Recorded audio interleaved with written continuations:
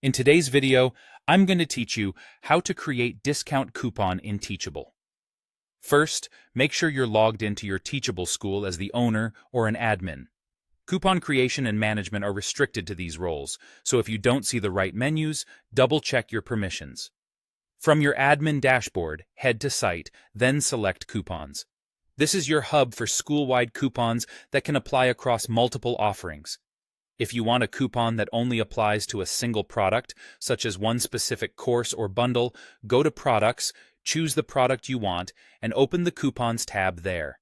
The path you choose depends on how broadly you want your discount to apply. Now click Add New Coupon. You'll be asked to choose whether the coupon is multiple use or single use. Multiple use creates one code that many people can redeem, which is perfect for public promotions or email campaigns. Single use creates unique codes for individual users, ideal for one-to-one outreach or limiting sharing. Next, set the scope. You can choose all products if you want the coupon to apply across your entire school and every pricing plan. Select product type if the discount should apply only to certain categories, like all courses or all bundles. Or pick pricing plan specific if the discount should only work on a particular plan, such as a monthly subscription tier. Think about how broadly you want the coupon to work before you move on, since scope determines where Teachable will recognize the code.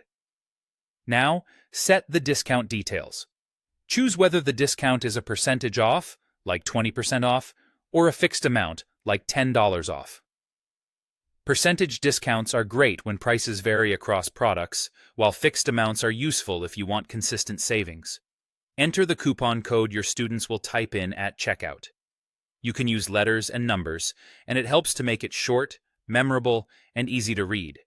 Avoid lookalike characters if possible. Add an internal name so you can track the campaign later. A clear naming convention like Black Friday 2025 20 off makes reporting easier. You can optionally set an expiration date so the coupon only works until a specific time.